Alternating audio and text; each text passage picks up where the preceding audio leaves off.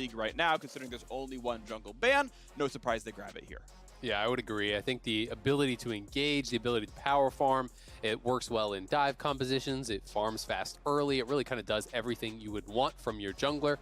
I think 100 Thieves just needs someone to step up and be that aggressive presence. You know, that's the main thing that, to me, they lost when they went away from Damonte. So if we could have a really aggressive series here from Closer or from Huhi or Ryoma can step up and make things happen, they just need a go button. They need more than just Huhi looking for engages. They need someone to be that really aggressive presence, that proactive presence that has the confidence when they see a fight to go for it.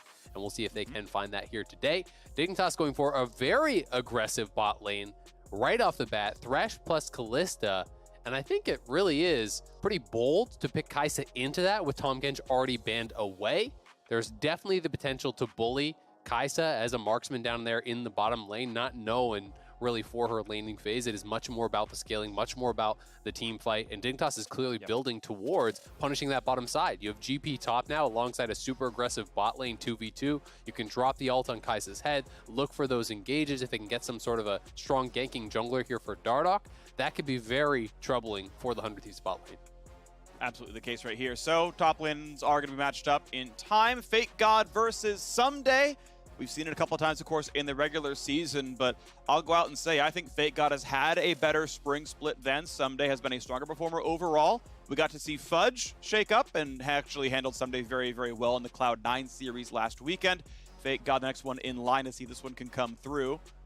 And as he said, FakeGod said, look, if I can handle Ssumday, we will win the game. If it, you know, basically to paraphrase, if it's not top diff, we're winning the series. So my eyes are on FakeGod on the Gangplank here that he can handle Ssumday up there. And it's so interesting because you go back to FakeGod's, initial time in the LCS on 100 Thieves, and he spoke this year about how he had such an imposter syndrome. Ssumday was doing things in Academy that he had never done before. He didn't feel that he had earned his spot. He didn't feel that he had deserved his spot. And the growth that we have seen from there to here is incredible. And this could be the culmination of that, the ability to really demonstrate that growth. Volibear coming out here.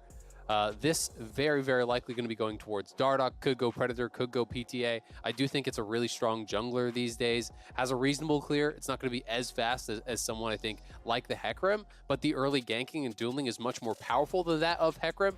And post 6, you really can threaten dives. So when you talk about a strong ganking jungler already, I am very concerned for that bottom side. 400 Thieves, you lantern in the volley, you ult up the tower. Wow, and last pick, Ahri. Really aggressive here. I absolutely love it. Azael, we were talking before we got on air about, has Dardoch's champion pool dried up? Is it going to be the same 11 over and over again? Brings out the Volibear, number 12. I love to see it.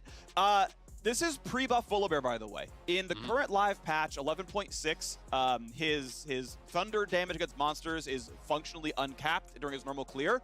Everything but small chickens, small wolves, and small krugs hits damage cap. He gained 2 to 3% win rate in the live patch, which we are not on. So Dardoch is in a much weaker Volibear state than you might see over in LEC or elsewhere in the world. All the PvP stuff is the same, right? But his Dragon Clear, his first clear, those are a bit slower, and that's kind of the price he's paying here. Meanwhile, yes, obviously Everfrost Ahri going to be a lot of fun to see Soligo bring out as well. One thing I will mention, though, is a lot of people reference, the E damage, the ability to E-smite and whatnot. It's very rare that you actually get a lot of points in E as a jungling volley. You usually max that skill last. So unless you're going to level 16, 17, 18, it's not going to be such a tremendous difference. So I still think it can be really strong. He's taking the PTA, I do believe, so it should be pretty interesting. Yeah, so the note about Volibear E, by the way, so just we'll spend time on this one as we're loading into the game. The damage cap at rank 1 in this patch is 150. The rank 5 cap will be 750, right? So 600 more damage, 5 times the damage, whatever. Against anything sufficiently big, he was hitting the functional 750 damage cap even at rank 1 of the ability. So if this was played on another patch, his E would do 600 more damage to Dragon just from patch note changes. Now that is one ability on a 40-second cooldown. There's a lot more that happens, but you hit the cap regardless, and that can be relevant. Yeah, that's absolutely relevant. I obviously misunderstood the change, but we won't have that on this patch, so we'll have to see how he can manage without it. Phase rush here for Closer. No big surprise. 3 phase rushes, actually, over on the 100 Thieves side. Volley, of course, very reliant on the move speed. It is a pretty binary champion that has to close the gap, running straight at the opposing champions. I'm expecting him to go towards Chem Tank. It feels like the build that we would likely see in competitive play. You can see a mix-up from that. We did see in the LEC even builds like Divine Sunderer, coming out first. You can do more aggressive looks, but I am expecting to see Chem Tank. Yeah, I think that makes a lot of sense, honestly. It's just such a very strong item ever since they buffed it to be like really, really inexpensive with the full active power. Very, very strong stuff. So Ryoma and Soligo doing battle in the mid lane. I have to believe Ahri was meant as a counter pick. Don't know my mid lane matchups that well, but Soligo wants to play it, so you got to expect it's going to be pretty good into Orianna. Ryoma on pretty standard team fighting mages, as he has been for pretty much his entire tenure on 100 Thieves, both previous years and this one. Nice couple of hits on mana flow as well as everything else. Dardoch going to knock down the red buff, start his second camp. Closer already partway through. Yep, going to be working his way down towards the bot side very likely. And Soligo, I'm expecting him to go towards the Everfrost. It feels like Ahri has gotten a lot more popular with the rise of that item, with the popularity growing. The ability to either lair CC or to set up for your charm, does make her more of a reliable champion. One of the big criticisms was always how unreliable it is to actually land that charm. And even if you don't land the root, just the slow from Everfrost can be enough to really ensure that you do hit that. And we'll see if they can find a hook down here, but 100 Thieves will be backing it up. Playing the right amount of safe, zoning out Aphro when he's not about to hit 2. Nice, okay, good hop away by Ssumday. Nice attempt on the barrel chain for FakeGod.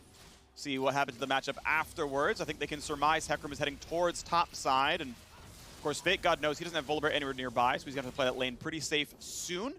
As Ryoma and Soligo battle back and forth. Most of the mana pool is gone from the Orianna, so pretty soon Ryoma cannot fight back as the wave is still being pushed in. It's still in an awkward spot. Like, this is about a time where FakeGod could be ganked. And if Closer went for a very fast path, like, yes, there's a ward, but maybe would have had a chance to knock down FakeGod the same. Great charm, good damage.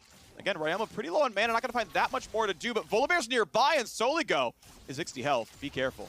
I actually think Dardoch's pathing is really intelligent to go back up towards that top side because he has, push on the bottom side. The Thresh and the Kalista can guaranteed take that scuttle, so they're going to try to double scuttle by moving him up here, and this also helps to cover from that potential gank coming through. As you were talking about, of course, Closer could have tried to do like a 3-camp gank and then go top, but that can be fairly risky.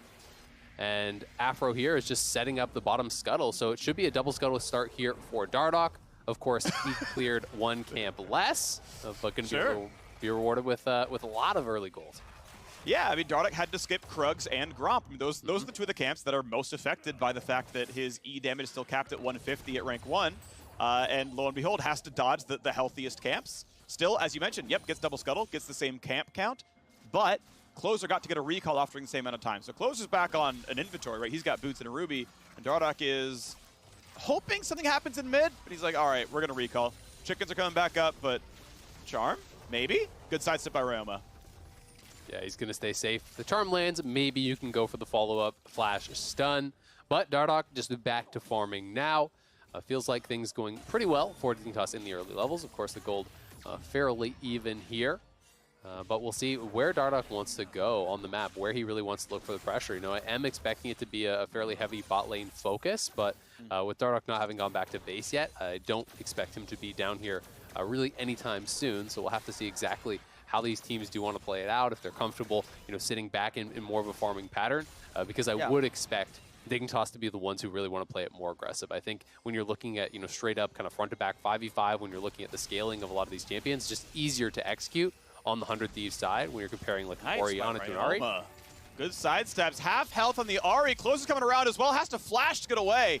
Closer would have probably just barely gotten in range for the devastating charge, and that is a recall flash forced out of Soligo. Well played by the 100 Thieves duo. And there's Ryoma getting a good mark in the early game. Yeah, that's a pretty big deal because he doesn't actually have teleport, right? So getting pushed back, it looks like he'll lose at least a full wave there in that mid lane. Not sure exactly how many minions were at that tower, but that should even out the farm here as Soligo had been pushing an advantage, had been actually pressuring his opponent in the early lanes. And Dardoch gets his first base off. It's going to be tier 2 boots. This to me always signifies that you are looking to play more aggressive. Of course, going towards something like a Bombi Cinder is going to be more effective for just sitting back and farming, but the additional move speed is so valuable when you are trying to pull off these ganks, when you're trying to have the extra playmaking ability to be aggressive.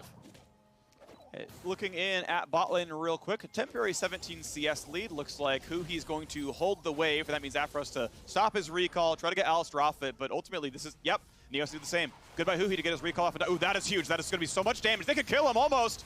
Flash forward, auto attack comes in, first blood, beautiful hook by Aphromoo.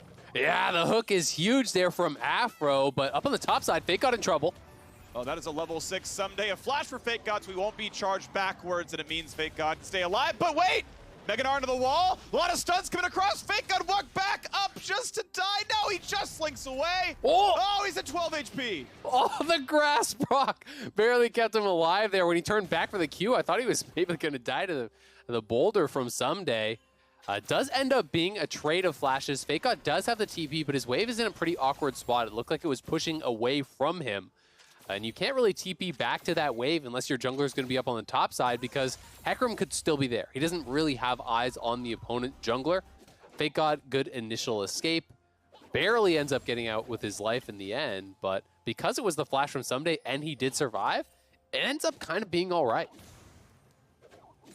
Yep. Okay. Well, geez. Obviously, flash for flash, yeah, does mean a lot here. The nice thing is Ssumday has natural escape, so I feel like he's comfortable. Watch his first blood again.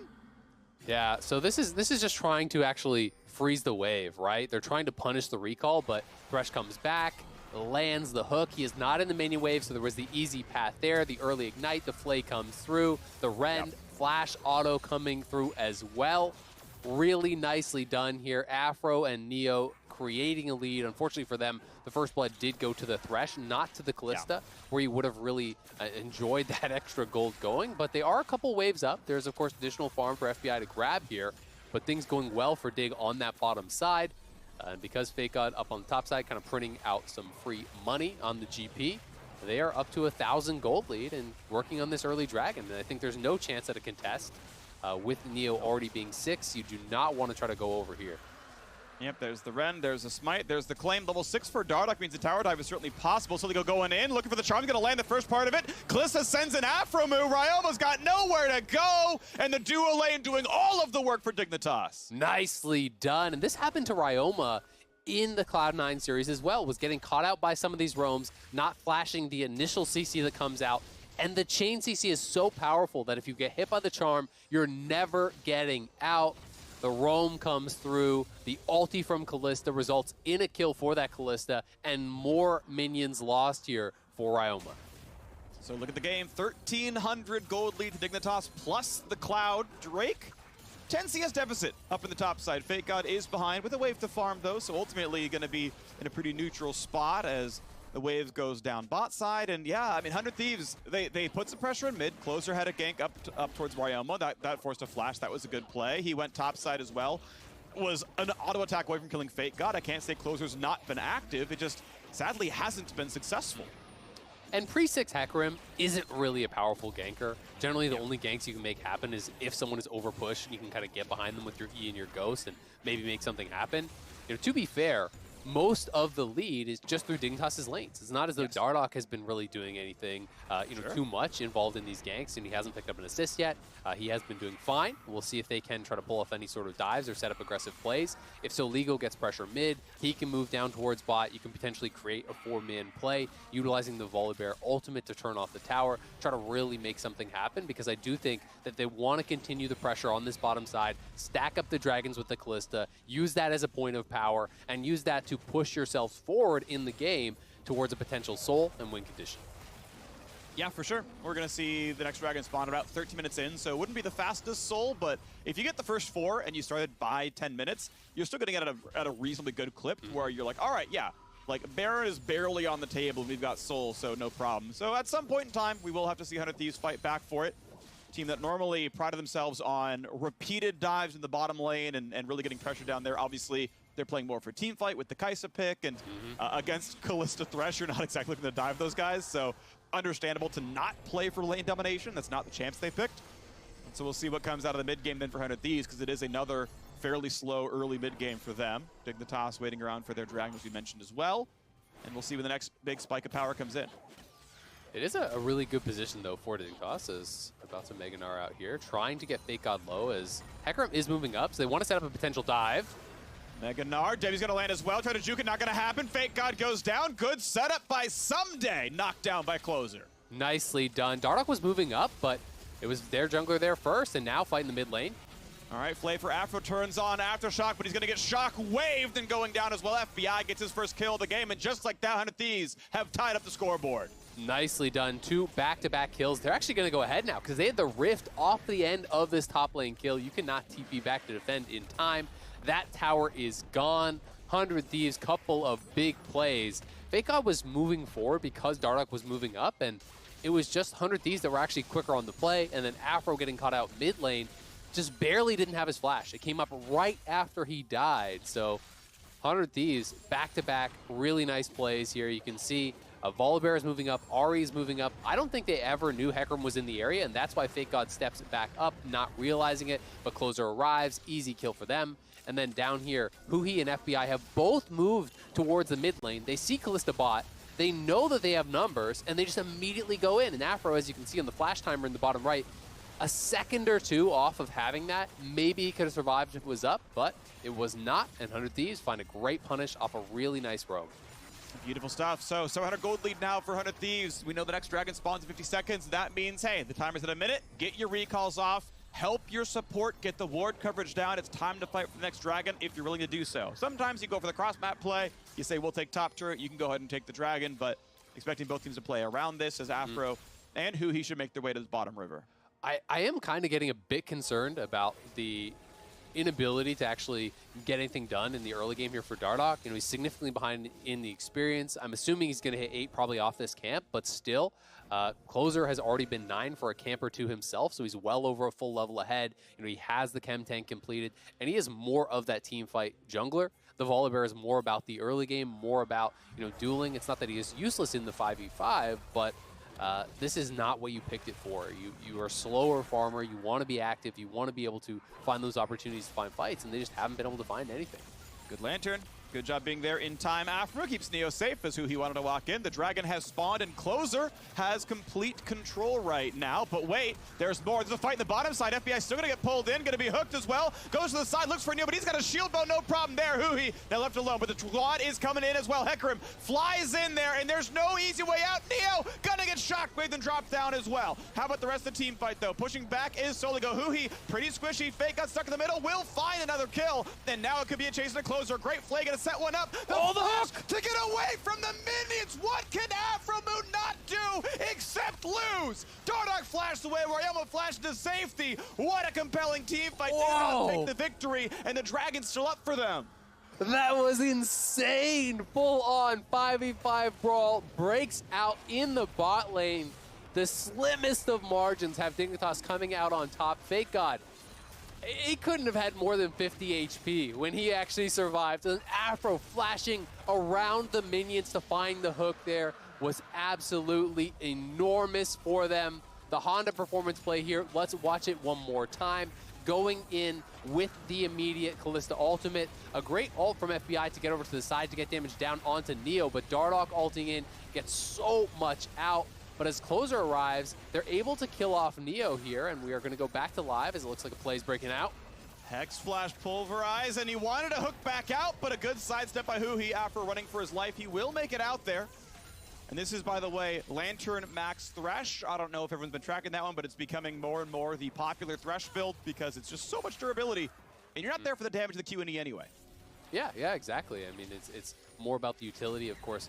You know, having cooldown lower on some of these spells can be nice, but the additional shielding, as you're saying, very valuable.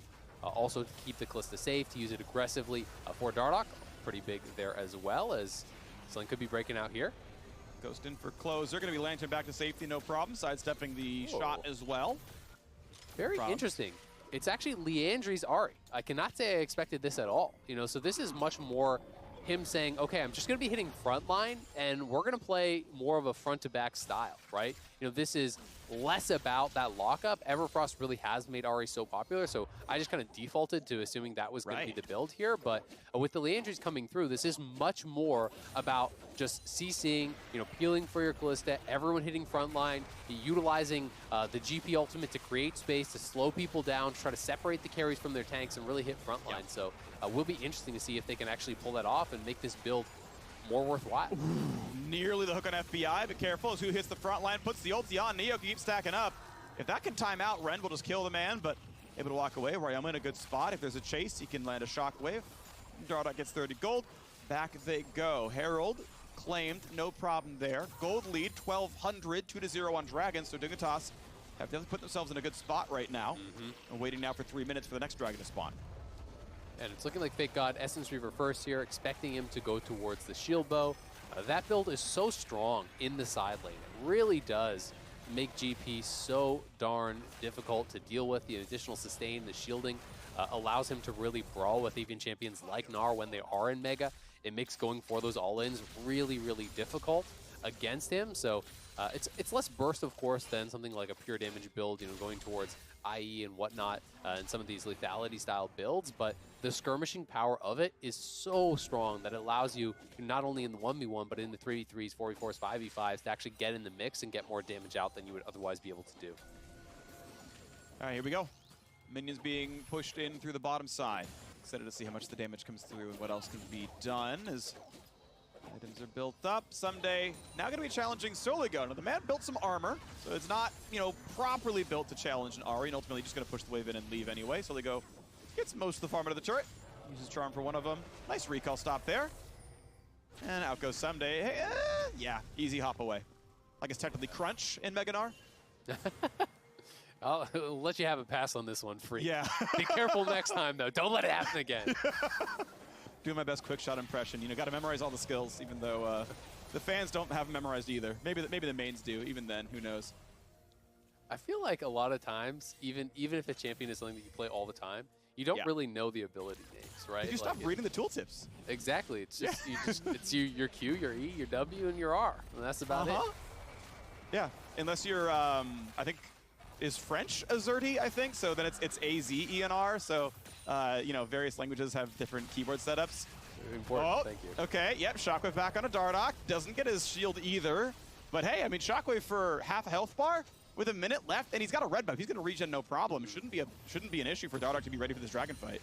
Yeah, we'll see if Ryoma has his ulti in time. I assume he will, since it is rank 2. It seems to be cooling down fairly quickly there. Yeah. As they will just drop the Herald mid. Interesting to see that they actually drop it now. I'm not sure if it would have lasted until the next dragon did spawn, but you know, often you see that as the play, but instead they are just going to try to look to push now. You can see, though, that 100 Thieves are moving for a potential flank. Gnar is coming down from top. Hecarim is on the side, so Dignitas kind of cheating down towards bot lane, knowing the potential of an engage from that top side.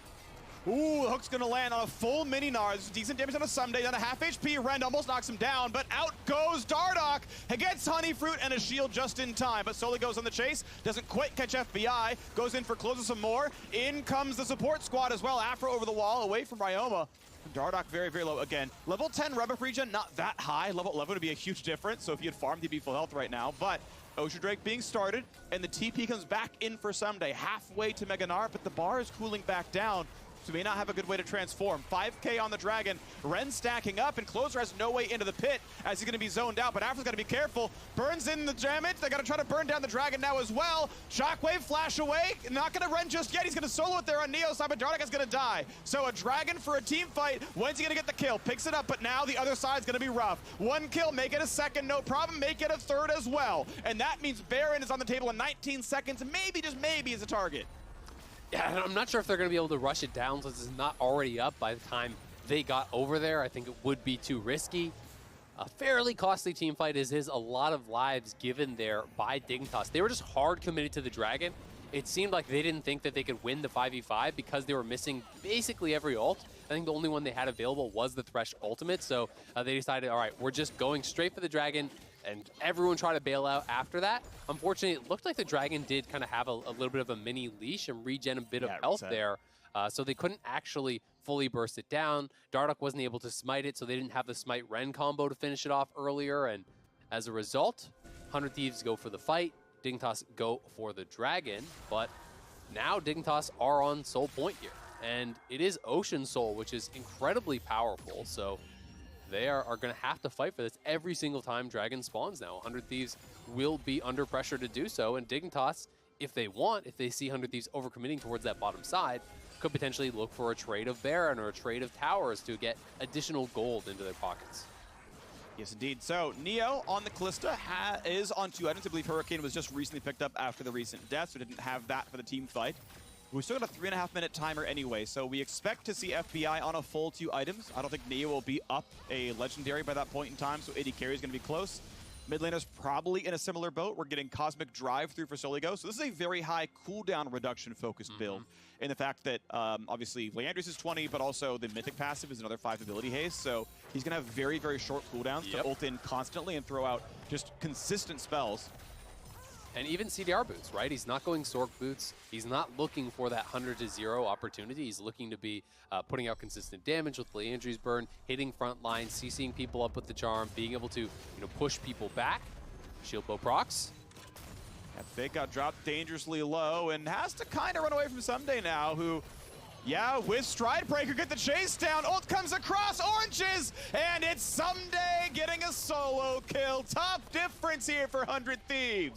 Really nicely done there by Ssumday. Dignitas gonna try to corral Ssumday here, see if they can take him down. Pings are going over towards the Baron. I'm not sure if they're gonna start this up or not. Now that they see Dardoch, they might, but it doesn't look like it. Finds a stun, the W, couple of autos. Ssumday is slowed down as well. Flashes, but Aphromoo right here. Hook! Flay him in. He's gonna transform though, and Dardoch can't get the rest of the kill. Ssumday's still living. Here comes Hecarim. I can't believe he got away with it. Oh, Ssumday is just too damn tanky on the Gnar. They can't take him down. Dardoch doesn't have the damage to do it as a full tank Volibear himself. Not able to finish the job there. I wonder if FakeGod had stayed under the tower, if that fight would have gone better for him. His use of the ultimate was also fairly late. It was a really close fight, but I feel like if you just stay under tower there, maybe he was worried about Hecarim showing up and just getting an easy kill onto him, and that's why he backed off. But one turret shot probably would have made the difference in that 1v1. I agree. Yeah, end of the day, it was, maybe a miscalculation by FakeGod, and look, those are the kind of things that matter. I mean, so many times, some of his clips were him surviving these tower dives before. We can watch it again, equal level at start. Yep, here it is one more time. Ssumday really just with the outplay there. He gets the barrel timing, knocks that down, gets the Gnar into the wall. The CC landing applies the healing reduction, the grievous wounds as well. And FakeGod now just feeling, all right, I got to back it up. I think at that point, even could have just ulted the wave. And if you just use the ult offensively at that point, you are giving up your ultimate, but there's no way Ssumday can actually chase through the ultimate with the minions dead to get that kill. So FakeGod thought he could just walk it out, thought he could hold onto the ulti. In this case, he could not. Soligo behind him, but I think Ssumday has more than just one member behind him. So yeah, with Mega Gnar, it's going to be easy to survive it all. Still, Charm's going to land decent damage to the start, down to 1,500, and yeah, there's nothing else to do, honestly. He's just too tanky, as you mentioned. Now, Dragon spawns in 43 seconds. Ulti's up on all accounts except for Ssumday. Tired at Mininar, gonna recall. Has TP about the time recall ends. And we'll see if Ocean Soul becomes a priority here. One turret for each team right now in this game. It's been slow going for objectives, but we count down the Dragon timer. If Dignitas land the smite, and Dardoch has been good at smites this season, that's Ocean Soul. Yeah, and every flash will be available except for Ssumday's. So all the playmaking is available here. Kalista ulti popped. Oh, they don't get the hook, though. If Flay gets him aftershock, here comes the dive back in. Easy damage on Aphromoo. Gonna try to get away, but he's gonna drop 1 for 0. But they will trade back on a closer. Shockwave buys some time, buys some damage. Volibear over the top, but Dardoch doesn't have a good fight. Ssumday's about to transform. There's the Mega Gnar. There's an easy kill picked up by a FakeGod. And a re-engage for Huhi. Soligo has to try to run away as well. Lands at Sharp at FBI, though, into the stun, and nearly the kill, but not enough. But Neo is not dead. Neo is still untouched. Neo might kill Ssumday if Red's back up, but he can't get the damage. Soligo instead goes down. We're gonna push them away, and 100 Thieves win the crucial 24-minute team fight. Look at those health bars. Everyone's so damn low. Neo is healing back up. Is he thinking about going in? It won't be able to happen here. Too little, too late. Ssumday is just being such a monster for 100 Thieves in these fights. Went for the early Thornmail here, has the tabbies, some health built up on top, and they're just struggling to deal with the Gnar. Getting into Mega, getting in the face of these carries, pushing them back, even surviving all that damage coming through from Neo here. And it was a really aggressive opening. I can't say I like the engage because Neo is not there to follow up, right? Even if he actually finds a hook on someone, is Neo then going to flash over the wall to start the fight? Like, it just feels a little bit bizarre that you don't move into the side brush and then go with the ulti because Your ADC is still stuck over on the other side, but Dignitas kiting back, doing an admirable job here. Neo stepping back out of the range of that wall up, bouncing back and forth over the wall, even nails the Q, but just doesn't quite have enough damage to take down Ssumday and 100 Thieves with a really nice team fight, creating a bunch of space and punishing that failed engage from Aphromoo. And Neo, actually, I don't like he's going for Bloodthirst now. I was watching him just deal 100 damage on a crit to Closer or to Ssumday in that fight. That man really, really, really needs Lord Dominic's regards so he can punch through front line. I know it's really nice to lifesteal tank on Kalista, but that man actually needs to kill the front line faster, and I think that is a missed opportunity there for that item. Since he already has some lifesteal regardless, I think that would have been, it might be a really big deal maker in the next fight, honestly, but FBI gonna knock down the wave and walk out, no problem. Has Huhi nearby. Yeah, I mean, that's kind of multiple lower damage builds, right? You know, you have a very high focus on this lifesteal here from the Kalista. It's less about the burst here from Soligo. Ahri is not exactly the best at killing frontline, so you know, relatively low damage there. Perhaps FakeGod can pick up some of the slack if he can get a good barrel chain or two on the front line, maybe soften them up. Of course, the idea here is going to be that Neo is going to be so tanky they can stay in the fight and stack up spears and kill them off that way, but you still need to rely on that auto attack damage. Looking for Ryoma now. Could be chased, kiting him away from the team. Shockwave pulls one back. Ryoma is going to stay alive as the Ahri drops instead. Rest of the team shows up, a 1-for-1 of the mid laners. Ulti going to be landing the fear onto Neo. Now it's time to lifesteal. FakeGod's nearby, and Closer can't kill him, but here comes the re-engage. FBI is in, 3v3, Volibear onto 3. There's on the back lane, QSS Flash gets out. Now Huhi's the front line, but his ult's going to end in a second, and he will be shut down shortly. FakeGod's shield just barely drops. Restun comes in, and Neo finds the kill. Now it's time for Ssumday. And he's going to have the damage and the chase down. 1v1, Dardoch's going to run, and they're both going to live. Oh my God, they cannot deal with Ssumday. These fights so back and forth, 4 for 4 here up on that top side. As it was a fight that did not start out well for Dignitas, is evened out through some of the heroics there later in the fight, but Ssumday has just been such a monster. Here they go one more time. Ryoma buying time, avoiding the charm there, landing the shockwave, kiting it out for so long here. Does actually die to the E over the wall, which certainly was a misplay, but in comes Ssumday, you know, getting the damage out. As FBI arrives, they try to fully commit towards killing that Kalista, or rather the Kaisa, excuse me, but Ssumday just cannot be dealt with. You know, Neo is moving forward here, trying to take down FBI, and he is able to do so, but Ssumday's so damn strong that he's returning fire this entire time. He has the Thorn Mail, the healing is cut very, very heavily, and you cannot lifesteal tank through that man. Okay. Now it gets a lot more interesting. Ssumday really stepping up today. There you can see 4,200 damage. Yeah, seems good out of the Gnar, the primary front line. Great engage, but no shockwave to be found. Complete airball there from Ryoma. That would have been a kill into Neo, almost certainly. He was flashless. End of the day, it's still the turret falling, and, well, next dragon spawns in just about a minute's time, and once again, we're going to see that fight in the bottom river. That's a big mistake, though. You know, that was a flash from Huhi, which is a huge part of their initiation. They commit the flash, and they whip the shockwave. Round 2, Soligo has to ult away. Charm not going to get much done. I think Huhi was able to ult it to stay alive. And now, how about the re-engage? Is there enough? Ryoma a little bit alone, but Dardoch cannot easily set him up right there. A lantern back to safety, no problem. But this river belongs to 100 Thieves, and I think Dignitas have to give this one up. They're really struggling to actually get through these corridors. You know, walking through the potential Orianna is incredibly difficult, especially now that he has the blue buff. Looks like they are going to give this one up. They are cheating more towards the top side of the map, potentially going to try to fight for some vision here around the Baron. But all you have to do in these scenarios where you control mid is send one person to solo the dragon, the other 4 can cover any potential Baron take, so there's no real opportunity for a trade here for Dignitas, and it does feel like the game is kind of slowly slipping more and more out of their control. They got the first 3 dragons, they are not able to get the last one, and now again, this one they can't even contest.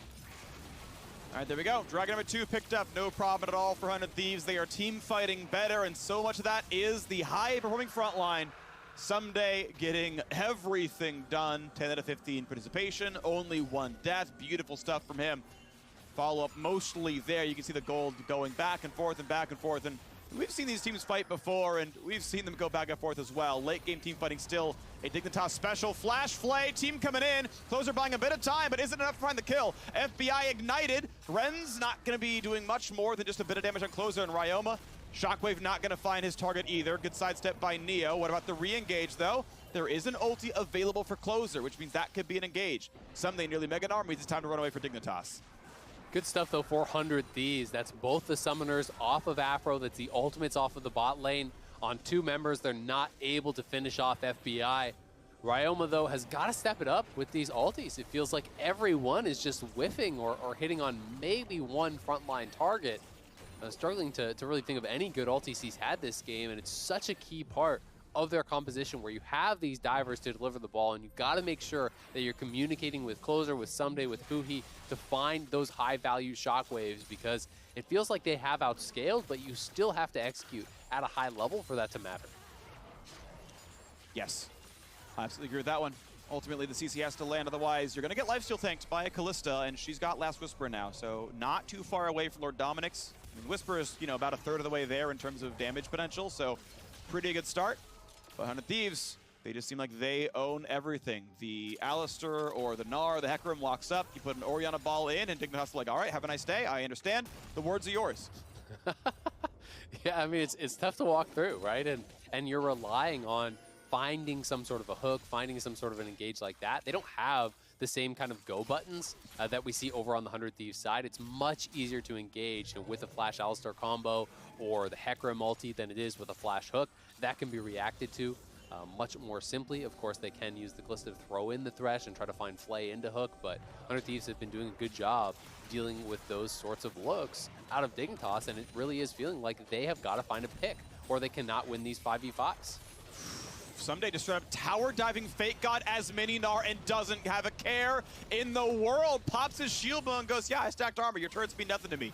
Absolutely outstanding. And now look at this. With the GP ulti down, they have started Baron, and Dignitas do not know. 100 Thieves in the mid game are getting so much done. The flash into headbutt, into pulverize, stealing. Oh, he's going for it! Oh my word, it was so close. Baron picked up by FBI. Dardoch nearly had it in the end. Lanterned back to safety. What about the re-engage? A lot of damage on a Neo. Closer knocked up as well, though. Shut down to the AD carry, but it's going to be 1 and 2 now. 400 Thieves plus the Baron, plus everything they ever wanted. 100 Thieves at the Baron play. Get the crucial moments they need. They'll find that 3rd kill on top. And Ssumday's still pushing down to this bottom side. They are going to get so much here. They have minions in all 3 lanes. Easy access with that Baron buff to pick up a tremendous amount of gold here. 100 Thieves have taken full control of this one. It feels like that Baron is probably the straw that broke Camel's back. And it really seems like it right now, as the middle inhibitor is going to be dropping the bot one possible as well. They took the turret. Yeah, FBI is staying. That inhib's going to drop. Ssumday may well get this one as on top. So double inhib down, Baron buff on. Okay, they won't get bot lane just yet, but still. With inhibitors falling, with Baron buff on, this dragon is practically a freebie, and Dignitas, all they can do is wave clear. I wonder if Dignitas just decide that they've got to try to flip it, though.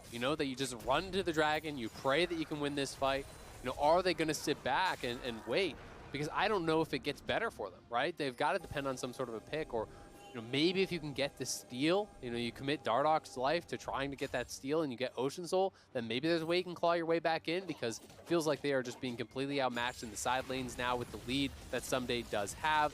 As soon as the GP ulti was forced in that bottom lane by Ssumday, 100 Thieves say, all right, let's go to the Baron pit. You don't have to worry about that anymore. Dardoch actually did a great job getting back here to get in, and the Baron went down to 71 health here, I believe it was. Yeah, yep. 71 before it was taken by a Kaisa auto, so very close. Dignitas decide, you know what, we got to fight for this. Unfortunately, combo is available. The ulti is available from Hecarim, and Neo, as he goes in, just gets CC'd up immediately. FBI ults in right on top of him. They burst down that Kalista, and without Kalista available, yep, there's no chance you're ever going to win these fights. And it was a 5v4 if I was correct there, because I guess it was Ssumday just killing FakeGod. I'm not sure. Either way, regardless, Ssumday never showed up and FakeGod was dead. So it was very, very good by 100 Thieves. And now as the bottom inhibitor drops, they're actually leaving Dragon up. They're going for maybe just the end game push right now. No one's even going back to solo. They're just going for knocking down the entire base. So double cannon sieging in bot. That turret's down to half HP already. Top's going to be laid bare. No problem for that inhibitor either. Dignitas, when can they find the fight? Red Bull Baron on for 20 seconds still. And Shockwave is huge. That's going to be a Kalista ult back out, but careful, Neo can be the target. Aphromoo going to barely stay alive. Now Neo's jumped on, and that's going to be a couple of kills picked up as barely to get back into the fountain, but still 2-0 already. And Dardoch left alone in front of the Nexus. Another easy kill for FBI. Soligo going to drop as well. Closer trades his life for the mid laner, and the final headbutt pull was set up and knocked down the Bud Light ace. 100 Thieves crushing through at the very end. Dignitas did not stand a chance in the late game team fights. The early game was Dignitas's, but the late game 100 Thieves reigned supreme. Their 5v5 was so much stronger, and so much credit is deserved by Ssumday, who was the man that got them there. In all of these close fights, it always felt like, who's the last man standing? It's Ssumday. Being able to survive, being able to get pressure in the side lanes, withstand the early onslaught that Dignitas had put on. He was incredible in this game. FakeGod said, if he can stay even, if he can equal Ssumday in that top lane, the series is theirs. And in game one, Ssumday was head and shoulders above. Exactly, and imagine this was a 5-1-5 Gangplank. Absolutely Dignitas win that game, right? Like, FakeGod was correct. If he had played to Ssumday's equal, that was a Dignitas win. The only reason 100 Thieves won, and credit to them because on the roster, was because of how well Ssumday played. And this is what they wanted when they had this roster built around him, when the other 4 ex-Golden Guardian members went to join Ssumday, was all right. We've got an outstanding top laner, you know, has been one of the best in the world before, has gone to Worlds, all that. Let's give him another really good supporting squad. And for the regular season, it wasn't coming together. His laning phase stats were him getting CS leads, but overextending and dying. His team fight stats, it was not coming together. You watch his Cloud9 games where, like, you know, just from the series last weekend, where he would get a lead on Aatrox, and then team fights just kind of walked to people and nothing happened. But today, he was on point. The Gnar plays were there. He had the 1v1 absolute kingdom. Sure, there were some ganks, but an absolute kingdom against FakeGod, and the team fights, it kept going. So beautiful work by Ssumday. Good job by 100 Thieves to kind of rally around that and make the team fights happen in time, despite being down against Soul Point. And now we'll see if they can do that even more. It's a best of 5. There's a lot more game to play. There is, and we have to see what the adjustments are going to be.